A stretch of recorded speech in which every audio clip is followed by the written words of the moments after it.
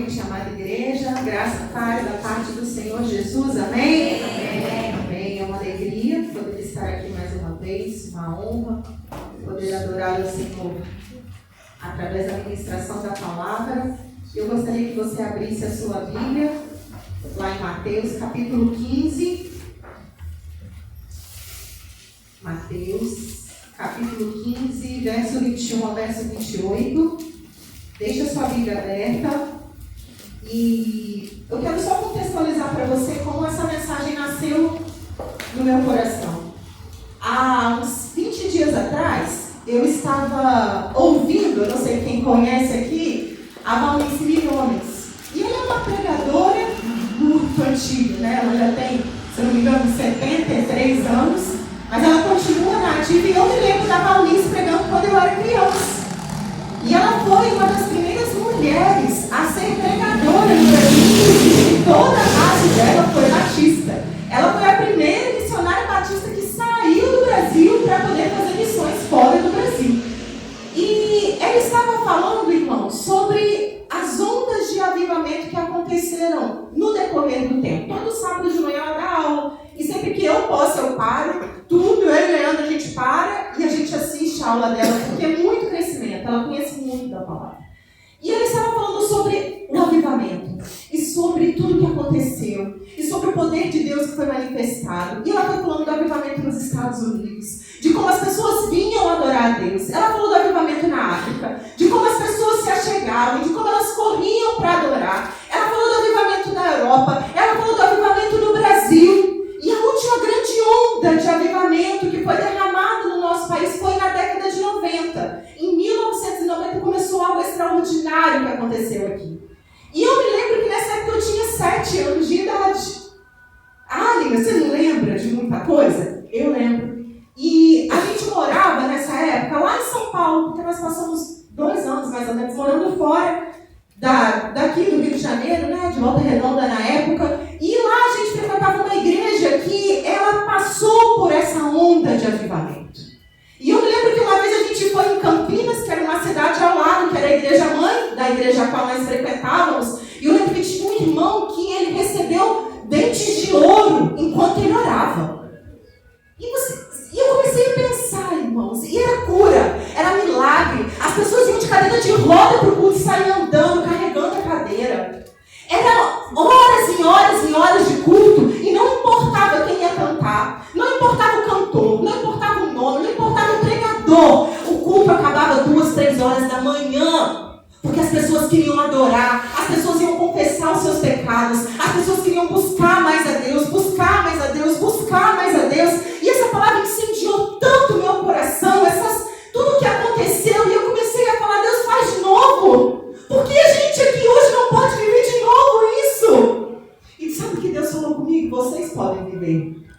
Mas vocês não me buscam mais como antes. Irmãos, isso foi uma flecha no meu coração. Porque às vezes a gente acha que a gente busca Deus. Às vezes a gente acha que o que a gente faz é suficiente. Às vezes a gente acha que vir no domingo aqui, cantar 4 músicas no louvor, levantar a mão, dar glória a Deus, tá bom. Às vezes está cantando aqui e a gente... Esse som tá ruim, eu não gosto dessa música, vai cantar mais uma, nossa, e eu vou sentar, e eu não quero louvar, e você não sabe nem o que você vem fazer aqui no domingo à noite, às vezes você só vem cumprir um ritual. E é por isso que Deus não faz mais, sabe por quê? Por causa da gente. Porque a gente não permite que o Espírito flua, porque a gente durante a semana não se alimenta de nada da palavra para chegar e para poder transbordar algo na vida do nosso irmão que está mais fraco que a gente. A gente chega aqui vazio. Aí quando começa o culto, quando vai tendo louvor, quando vai acontecendo a presença de Deus, aí começa a ficar bom. A gente tem que ir embora, acabou o culto. Por quê? Quando começa todo mundo a encher, que fica bom. Mas às vezes a gente já chega aqui cheio de fé, cheio da presença do Senhor, cheio da palavra de Deus, cheio daquilo que a gente viveu com Deus durante a semana. A gente chega aqui para receber migalha. E o tema da mensagem dessa noite, para mim e para você, é: Jesus tem mais do que migalhas. Você crê nisso? Você pode dar um amém? Jesus tem mais do que migalhas, irmãos. E o meu pedido para Deus é: Deus, eu quero viver mais. Eu quero mais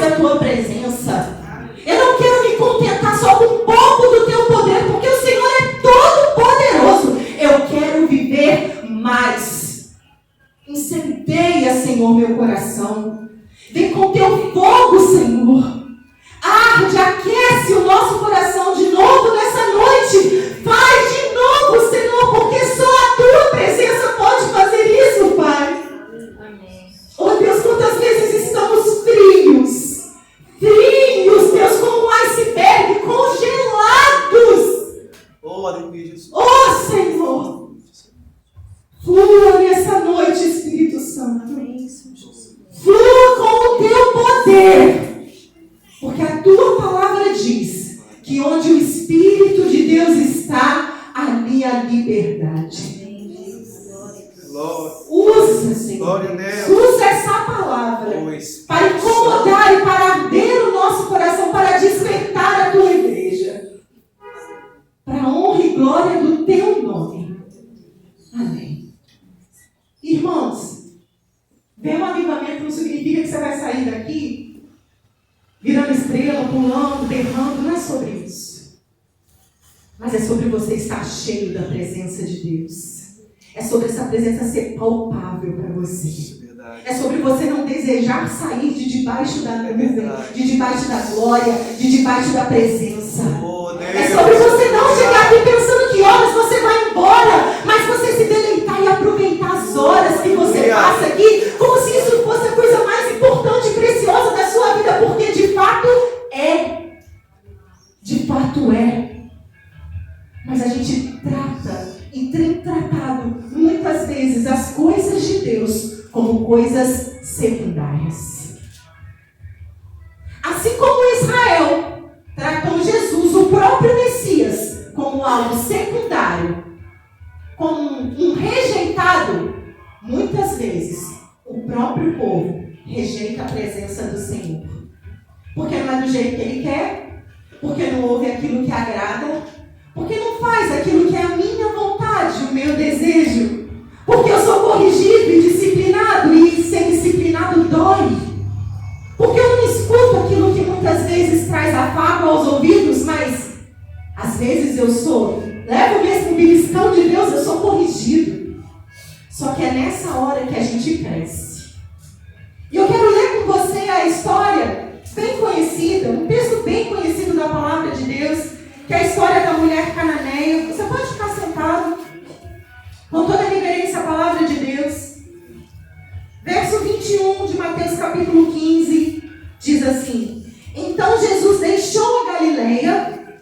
A Galileia, irmãos, era a parte sul de Israel, era a parte onde Jesus ficava mais tempo, era onde ele praticamente morava. Ele deixou a Galileia rumo ao norte, para a região de Tiro e Sidom. Uma mulher cananeia que morava ali veio a ele suplicando: Senhor, filho de Davi, tenha misericórdia de mim. Minha filha está possuída por um demônio que a atormenta terrivelmente. Jesus não disse uma só palavra em resposta. Então os discípulos insistiram com ele: mande embora, ela não para de gritar atrás de nós. Jesus disse à mulher: fui enviado para ajudar apenas as ovelhas perdidas do povo de Israel. A mulher, porém, aproximou-se, ajoelhou-se diante dele e implorou mais uma vez: Senhor, ajuda-me. Jesus respondeu: não é certo tirar comida das crianças e jogá-la aos cachorros. É verdade, Senhor, disse a mulher. No entanto, até os cachorros comem as migalhas que caem da mesa dos seus donos. Mulher, grande é a sua fé, disse-lhe Jesus. Seu pedido será atendido. E no mesmo instante, a filha dela foi curada. Várias coisas me chamam a atenção nesse texto, meus irmãos. Mas uma delas, para a gente começar a refletir, é que Jesus, ele só elogia a fé de duas pessoas em todos os evangelhos. E o mais incrível, os dois eram estrangeiros. E o judeu, que se achava tão importante por ter a promessa do Messias, que se achava tão melhor do que os outros muitas vezes, que menosprezava o samaritano, que passava longe dos outros povos, que tinha ritos e ritos de não se misturar, mas que muitas vezes se jurava, nenhum deles nunca foi elogiado pela sua fé. Se você olhar alguns capítulos anteriores, se eu não me engano, até olhar aqui, Mateus capítulo 8, versículo 10, Jesus elogia a fé do centurião romano. O centurião romano era o chefe da guarda ali. A gente sabe que Israel estava dominada por Roma. Então eles tinham ali todo um poder político que não era do povo de Israel, era do povo de Roma, dos romanos. E aí os romanos tinham muitos soldados, muitos cavalos, era um povo muito poderoso. E tudo aquilo ficava na cidade o tempo todo. Imagina se um povo vem e toma a nossa cidade e coloca guarda em todo lugar. Era mais ou menos assim que era o contexto do povo de Israel. E toda a guarda tem um chefe. E o chefe da guarda chega para Jesus para pedir cura para uma outra pessoa. E aí Jesus fala, grande é a sua fé. Porque ele fala assim, o senhor não precisa nem ir na minha casa. Uma palavra sua basta. Uma palavra sua basta. Jesus, no final, a sua fé é grande. Da mesma forma, nesse texto, uma mulher, sírio-fenícia, cananeia, chega para Jesus, pede um milagre, pede algo. E no final Jesus fala, grande é a sua fé, estrangeiro. Isso aqui eu posso fazer uma pregação só sobre isso, irmãos, mas a gente vai aprofundar mais. Só que o que eu quero pensar com você? Não é porque você diz, povo de Deus, que lá fora não vai ter gente que vai ter uma fé maior do que a sua. Não é porque você vem domingo na igreja e cumpre todos os rituais e todos os protocolos bem bonitinhos. Liga, eu estou cumprindo o protocolo. Eu chego antes do culto a começar, eu gosto de fazer assim, eu gosto de levantar a mão, eu canto aqui, eu nem me mexo na hora do culto. Que isso é reverência, irmãos. A gente já passou dessa fase. Reverência não é só você ficar andando, porque isso é falta de educação mesmo. Desculpa a palavra. Reverência é o seu coração estar prostrado diante de Deus e reconhecer que Ele é o Salvador da sua vida. Isso é reverência. Ficar em pé, ficar sentado, isso é de menos, irmãos. Isso é um ritual. Não é isso que vai fazer de você ser mais santo ou menos santo. Agora pode ser que você levante e sente, erga sua mão, e tenha gente que nem levantou do culto para cantar, que nem abriu a boca para cantar, mas está com o coração muito mais inclinado para a adoração do que o seu. Porque às vezes a gente está com uma dor tão grande no nosso coração que a gente não consegue abrir a boca para louvar. Você já passou por uma situação dessa? De você às vezes ir para a igreja e não conseguir abrir a boca para louvar, mas você fala, Senhor, eu vou. Meu coração está ferido, mas eu vou. Meu coração está sangrando, mas eu vou. O que a gente faz, o que a gente coloca para fora, nem sempre é aquilo de verdade que está aqui dentro. E no capítulo anterior, Jesus fala exatamente sobre isso. O que contamina não é o que entra, o que contamina é o que sai. Cuidado com o nível de fé que você acha que tem. Porque às vezes a gente acha que eu sou batista, eu conheço mais a Bíblia que o assembleiano. Eu conheço mais a Bíblia que o metodista. Eu conheço mais a Bíblia que o adventista. Eu conheço mais de Jesus do que isso, meus irmãos. Título não leva ninguém para o céu. Nome de denominação não leva ninguém para o caminho da verdade. Quem leva você para o caminho da verdade só tem um nome. O nome dele é Jesus. Então quebra esses conceitos na sua cabeça. Quebra. Não julga o outro.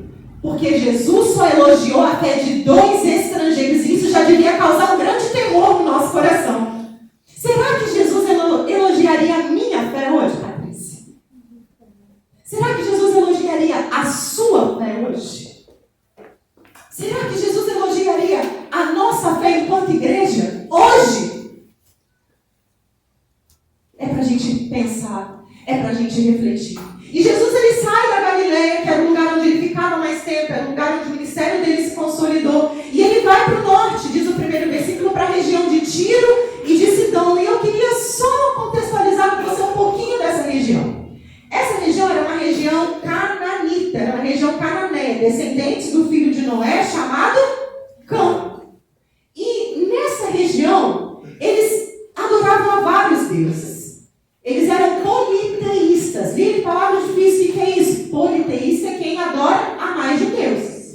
Nós somos monoteístas. Nós adoramos apenas a um Deus. Eu não tenho o Deus do sol, o Deus do ar, o Deus da alegria, o Deus da tristeza, o Deus da fertilidade, o Deus da família. Não tem. A gente tem ministério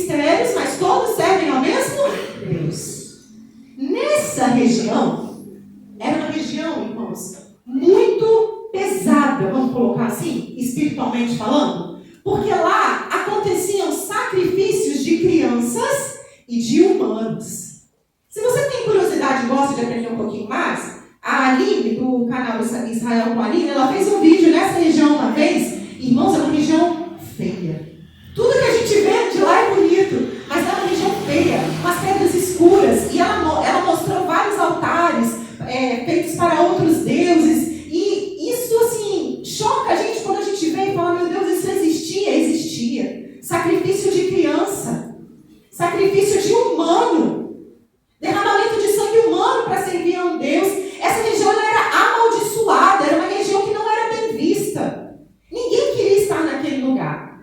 Essa região hoje é onde é o Líbano, um pouco para o norte de Israel, Tiro e Sidão, duas cidades que ficavam às margens ali do mar. E Jesus ele vai para essa cidade. Diga o que Jesus foi fazer lá. Tudo que Deus faz tem um propósito. Ele foi se encontrar com essa mulher. Ele foi se encontrar com ela. Jesus, quando ele chegava nas cidades, a fama dele já tinha corrido. E onde ele chegava, tinha muita gente atrás dele. Tinha muita gente buscando. Só que o povo judeu não estava interessado no Jesus Messias. O povo judeu estava interessado no Jesus milagroso. O povo judeu estava interessado não na salvação, mas o povo judeu estava interessado em um braço forte para tirar Roma de dentro de Jerusalém. E Jesus chega nessa cidade, e quando ele chega, a Bíblia diz que vem uma mulher e começa a gritar. Olha lá o que está escrito, lá no verso 22, uma mulher que morava ali veio suplicando: Senhor, filho de Davi, tenha misericórdia de mim. Irmãos, Deus tem filhos em toda parte. E a gente não pode, de forma alguma, julgar quem entra na presença do Senhor pelo que ele já fez, pelo passado, por onde ele veio. Porque Deus tem os escolhidos dele, e não é a gente que separa o joio do trigo.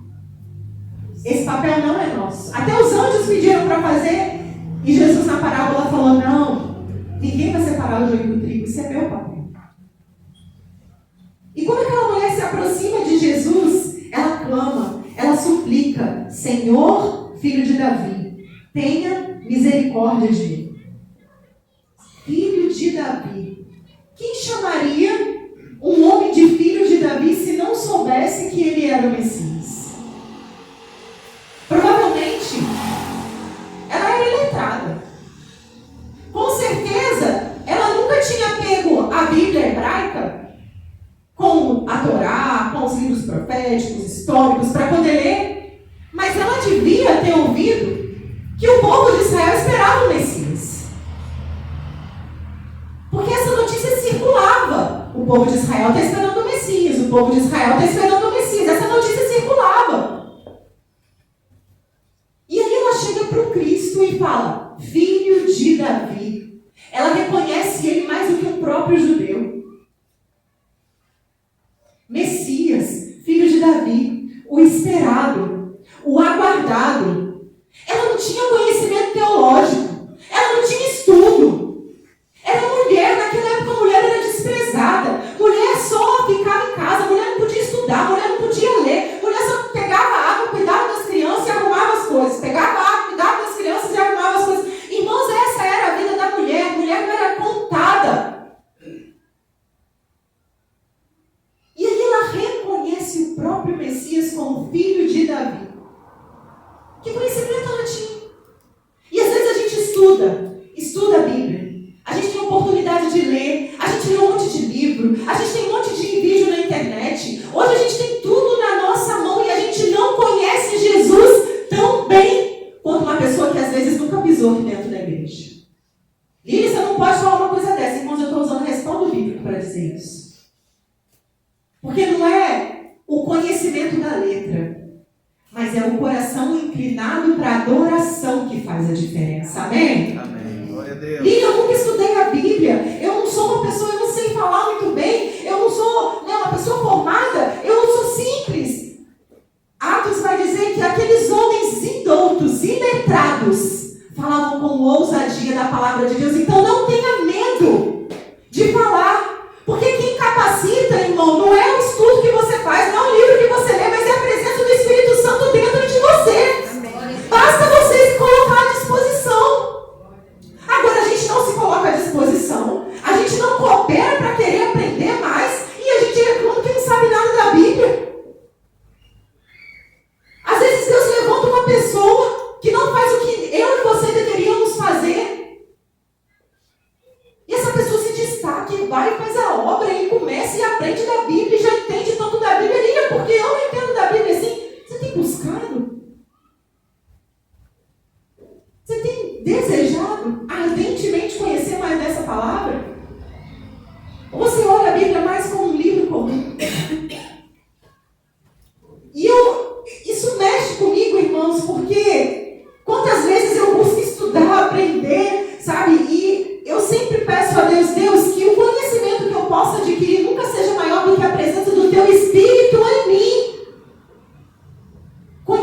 conhecimento é bom e agrega. Paulo era um homem muito estudioso, mas sem a presença do Espírito Santo, ele não era nada.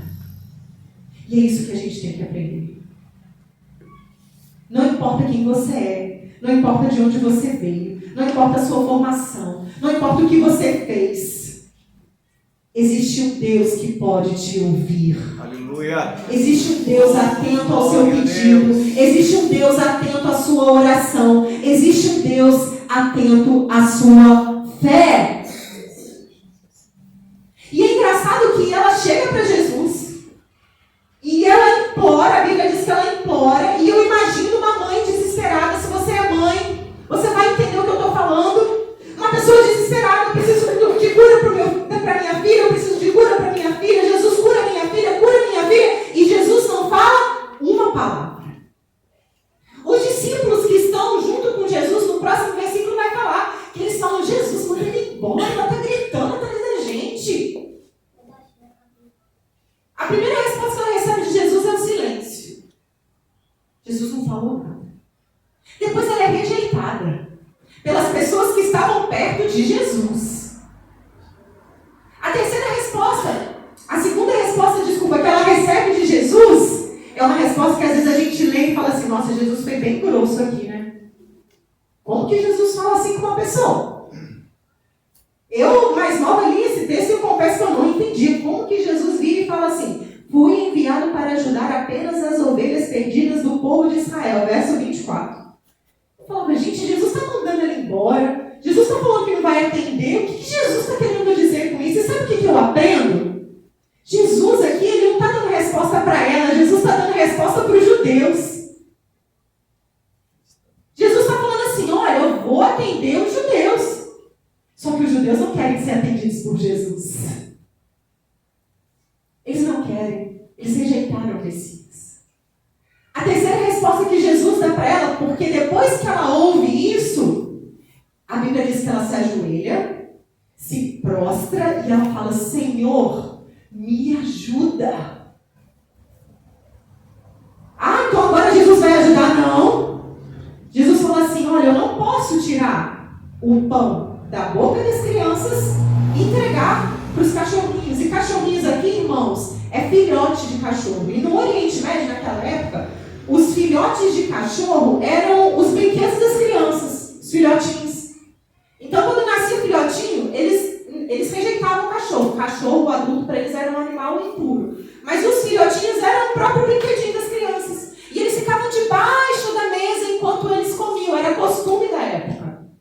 Por isso que Jesus fala: eu não posso tirar o pão dos filhinhos, das crianças, e dar para os cachorrinhos. Porque era um costume deles. E aí você acha que ela desiste depois de ouvir essa resposta? Sim ou não? Não. Tá fraco. Sim ou não? Não. Se fosse você, talvez você já teria desistido. Mas ela era a mãe dele. Ela estava com o coração aberto. Ela estava com o coração queimando. Ela sabia que só Jesus podia dar a resposta. Ela sabia que só Jesus podia curar aquilo que ela precisava. Ela tinha outros deuses. Por que ela não foi buscar nos outros deuses da cultura dela? Ela ouviu falar de um Jesus que curava, que libertava e que salvava. E por ouvir falar, ela creu. Ela não estava esperando ver o maná cair do céu, a nuvem de fogo vir à noite, a nuvem cobrindo o sol de dia. Ela não estava esperando o mar abrir e Faraó ser afogado. Ela não estava esperando nenhum milagre. Ela só estava buscando aquilo que ela ouviu falar. E às vezes a gente só quer se mover por causa daquilo que a gente vê. Por causa do milagre. Ela sabia que Jesus era o único que tinha resposta para aquilo que ela precisava. E aí ela vira para Jesus e fala: sim, Senhor. Ou seja, você está certo, Jesus. Você realmente não tem que me atender. Só que os cachorrinhos comem das migalhas que caem da mesa do seu Senhor. E aí eu quero perguntar algo para você nessa noite. Você acha que aquela mulher recebeu migalha de Jesus naquele momento, sim ou não? Não. Só que às vezes a gente fica feliz com as migalhinhas que caem. O Senhor chamou a gente para sentar à mesa com Ele, para ter comunhão. E a gente canta aquela música de Emaús, né? É tão bom cantar aquela música. E ao partir o pão, os nossos olhos se abrem. Partir o pão é comunhão. Ele está à mesa. Ele nos chama para sentar à mesa. Mas aonde nós temos estado? Debaixo da mesa colhendo migalha? Ou assentado, desfrutando da presença do nosso Deus? E eu tirei 3 lições desse texto, meus irmãos, e eu queria compartilhar com você. A primeira lição que eu tive desse texto é que os lábios de fé não podem ser fechados. Quem tem fé não deixa de clamar. Vou repetir. Os lábios de fé não podem ser fechados.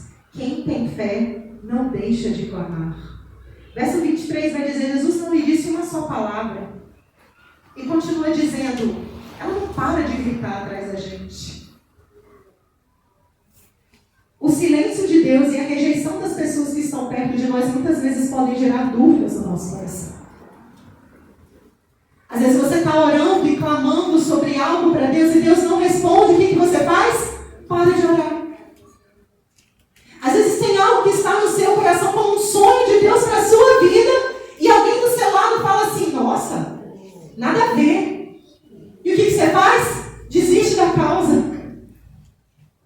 Mas eu estou pedindo a Deus, eu estou clamando a Deus, não, mas a Patrícia falou que não era legal, a Leila falou que não é para mim. Aparentemente, ela estava sendo rejeitada. Aparentemente, parecia que Jesus não ia responder. Só que a gente tem que entender que nós não vivemos por vista, nós vivemos por fé. Não é o que aparentemente pode parecer. Porque a gente não vai ver o que vai acontecer lá na frente. Quem sabe do futuro, quem sabe do destino é Deus. E às vezes você está clamando por algo, você está pedindo algo, você está pedindo às vezes a presença de Deus, você está pedindo para que Deus te ajude com uma causa impossível, você está pedindo para que Deus salve alguém da sua família, da sua casa, e aí você ora e Deus não fala nada. Deus já respondeu, Ele não vai fazer, Ele está em silêncio. Nunca permita que passe em sua mente uma dúvida que seja acerca daquilo que Deus pode fazer. Só que quantas vezes, quantos anos eu estou na igreja e eu já duvidei daquilo que Deus podia fazer, meus irmãos? Eu não vou falar de ninguém, eu vou falar de mim. Porque eu já tive dúvidas acerca daquilo que Deus pode fazer. Quantas vezes coisas impossíveis e eu olhava e eu falava, meu Deus, não tem mais jeito, Senhor. Que problema é esse? Como eu vou resolver? Eu não sabia o que fazer da minha vida. E eu falava, não, Deus não vai resolver. Deus não está mais comigo. Deus virou o rosto para mim. Quantas vezes a gente faz esse drama por Deus? Deus, onde o Senhor está? Silêncio. Não deixe de clamar quando Deus estiver em silêncio. Aprenda essa lição com essa mulher. Os lábios de fé não se calam diante do silêncio de Deus.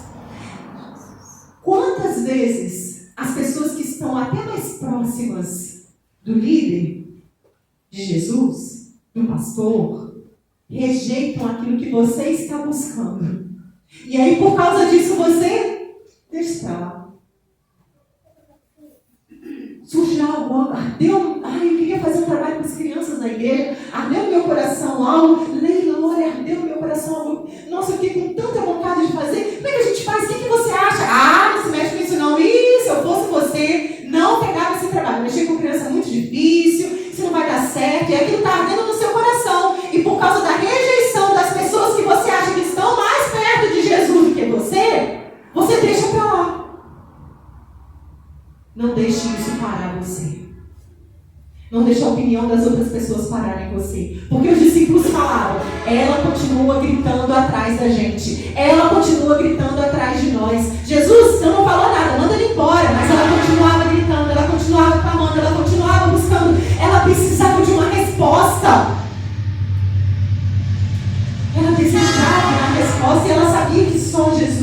resposta. Não importa quem você é, não importa o seu tamanho diante dos homens, isso não significa nada quando estamos perto de Jesus. Diga, mas eu não tenho nenhum posto, eu não tenho nenhum nome, eu não sou pastor, eu não sou diácono, eu não sou líder, eu não sou nada. Como que Deus vai colocar algo no meu coração? Deus escolhe os pequenos e os improváveis. Deus escolhe as coisas loucas para confundir as sábias. Deus escolheu agir desse jeito para a glória dele. Porque o poder dele, eu já falei isso várias vezes na igreja, eu não canso de repetir. O poder dele não se manifesta naquilo que você é bom, nem naquilo que você é forte. O poder dele se manifesta na sua fraqueza. É a sua fraqueza que você vai entregar para Jesus e é nela que a glória dele vai se manifestar. E Paulo fala, eu me alegro nas minhas fraquezas, porque quando eu sou fraco, então eu sou forte. Porque não era por causa dele, era por causa da presença do Espírito que estava nele. Não importa de onde você veio, quem você é, o título que você tem. Não importa. O que importa é o seu coração de fé clamando por Jesus. Segunda lição que eu aprendo com essa mulher. A fé nunca discute, mas argumenta com poder. A fé nunca discute, mas argumenta com poder. Primeiro Jesus ficou em silêncio e ela continuou clamando. Depois Jesus fala para ela assim, olha, eu vim apenas para as ovelhas perdidas da casa de Israel. Ela discutiu com Jesus? Ela quis tomar partido? E quantas vezes a gente em oração começa a clamar e começa a discutir com Deus?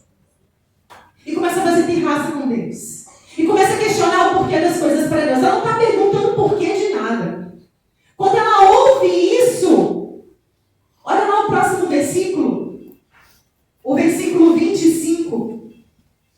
Ela se aproxima, se ajoelha e continua clamando pelo milagre que ela precisava. Irmão, se você tem fé, não importa a resposta que Deus te dá, você vai continuar acreditando. Se você tem uma fé genuína, uma fé verdadeira, você vai crer, confiar e adorar. Porque a gente que acredita não vai contestar a palavra mais dura que seja da parte de Deus. Porque a gente sabe que Ele conhece mais coisas do que a gente. Que às vezes o que a gente pede, a gente acha que é pão, mas na verdade é pedra. E Ele fala não porque Ele é um Deus mau, mas é porque Ele quer proteger a nossa vida e a gente não entende. Deus quer te guardar, Deus quer te proteger. Só que em meio à sua trajetória de fé você vai ser provado, assim como aquela mulher foi. Deus está ali falando com ela o tempo todo. Deixa eu ver se você acredita mesmo. Deixa eu ver se você acredita mesmo. E Ele está falando com a gente aqui hoje. Deixa eu ver se você acredita mesmo. Deixa eu ver se você tem fé mesmo. Eu estou te dando silêncio como resposta. Agora eu te dei um não.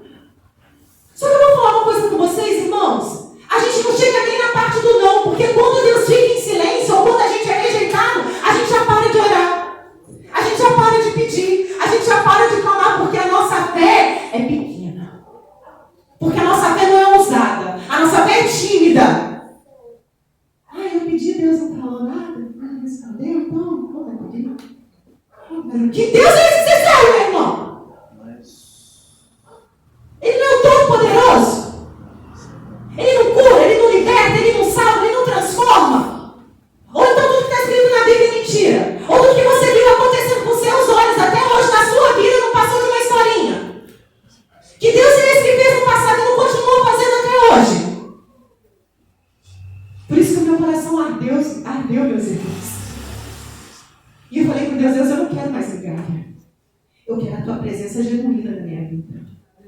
Eu não quero mais uma fé de acreditar só quando as coisas estão dando certo. Eu quero uma fé que vai me fazer pular e saltar e acreditar, ainda que a resposta do Senhor para mim seja algo que eu não gostaria de ouvir. Eu vou continuar crendo, eu vou continuar confiando, eu vou continuar adorando. Glória a Deus! Eu vou continuar. E Jesus ainda dá outra resposta. Ela se prostra e adora. No meio do não de Deus, você tem se prostrado e adorado? Ou você só tem reclamado e murmurado? Porque, irmãos, vamos falar uma coisa aqui antes de eu ir para o próximo tópico. Milagre não alcança murmurador, não. Milagre não alcança gente que reclama, não. Não alcança. Sabe por quê? Eu vou provar para você pela Bíblia. O povo de Israel ia herdar a terra prometida. E estava lá Moisés sendo usado como líder do povo para levar o povo para a terra prometida. Aquele povo que saiu do Egito entrou na terra prometida, sim ou não? E Deus assim já fez tanta coisa que eles nem mereciam ver por causa do coração incrédulo deles. O milagre não era o maná, o milagre não era a coluna de fogo, o milagre não era a nuvem, o milagre não era nada daquilo. O milagre era eles entrarem na terra que o Senhor prometeu. E eles não viram o milagre acontecer.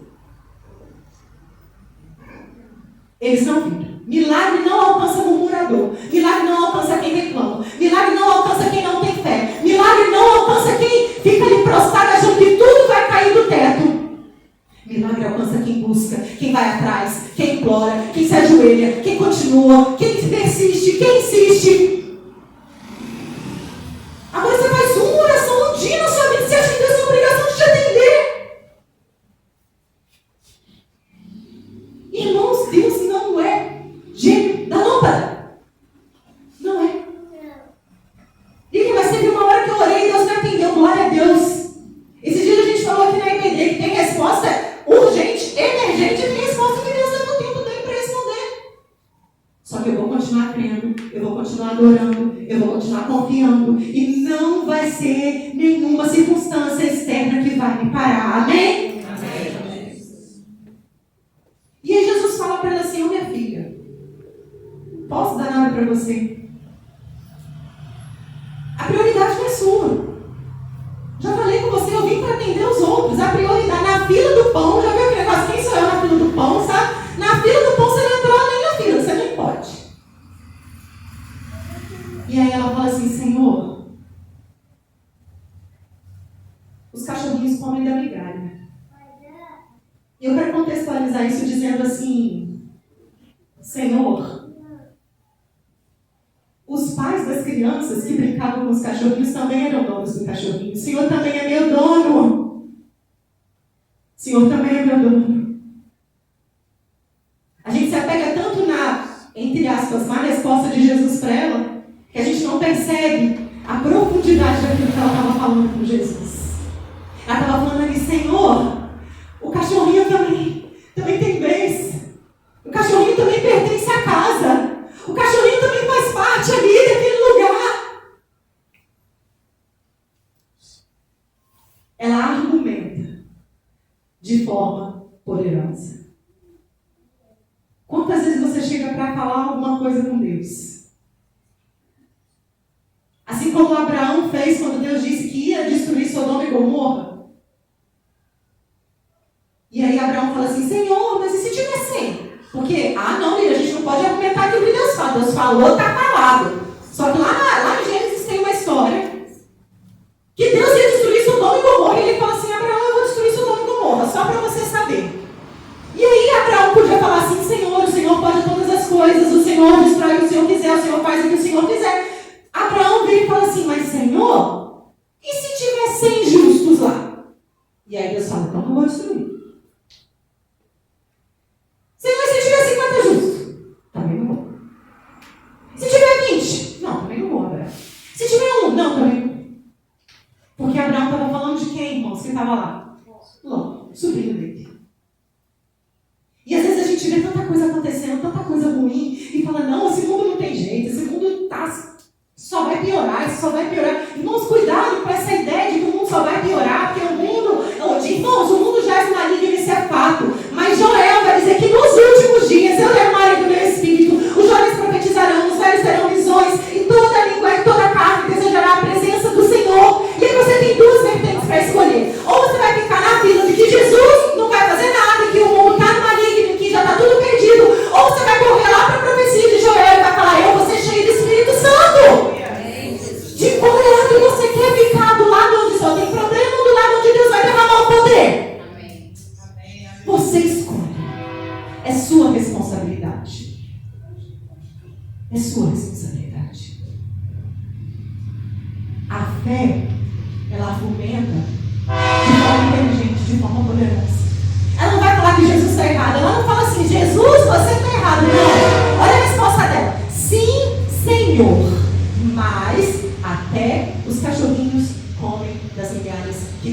da mesa. Ela está ali, Jesus, derruba uma migalhinha aqui para mim, porque o Senhor pode fazer isso. E aí Jesus olha para ela assim, grande é a sua fé. E esse é o terceiro ponto. Quem anda com Jesus, quem tem fé, não recebe migalhas. Quem tem fé, não recebe migalhas. Eu queria te fazer um convite agora para olhar para a sua vida. Será que você só tem recebido migalha? Será que você acha que porque você está na casa, porque você é do povo, você já tem uma fé boa o suficiente, grande o suficiente? Tem muita gente por aí buscando mais Jesus do que a própria igreja que está aqui reunida. Acreditando mais no milagre que Ele pode fazer. Muito mais. E eu vou falar, na hora certa Deus vai atrair, porque Deus traz aqueles que são dele. Mas quem tem fé não vive de migalha. Será que a nossa vida espiritual tem sido somente descrita por migalhas que caem no chão?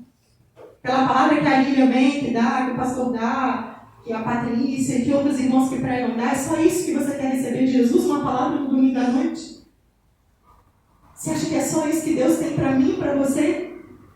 Porque a gente vem para a igreja domingo, irmãos, e a gente recebe uma palavra de encorajamento, e a gente sai daqui feliz, animado. Nossa, glória a Deus, é bom demais, eu estou do lado de Jesus, eu com Jesus sou mais que vencedor. Só que quando chega na segunda-feira, o primeiro problema que aparece, você tem vontade de sair correndo, você esquece o Deus Todo-Poderoso que você serve.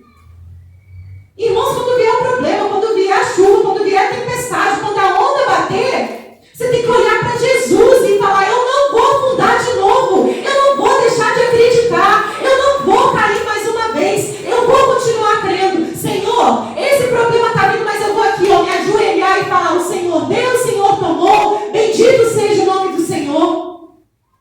Jó vai falar assim, ainda que ele me mate. Olha, irmãos, que está escrito lá no livro de Jó 13:15, ainda que ele me mate, ainda assim nele eu esperarei. Que fé é essa? O homem estava seco, estava morto, estava com doença, tinha perdido o filho, tinha perdido tudo. E ele fala assim, ainda que ele me mate, eu esperarei nele. Depois ele fala assim, olha só, Jó 2:10, receberemos o bem de Deus e não receberemos o mal. Só que lá em Jó 42, ele persistiu. Ele foi um homem de fé. E lá em Jó 42:5 ele vai falar, antes eu te conhecia de ouvir falar.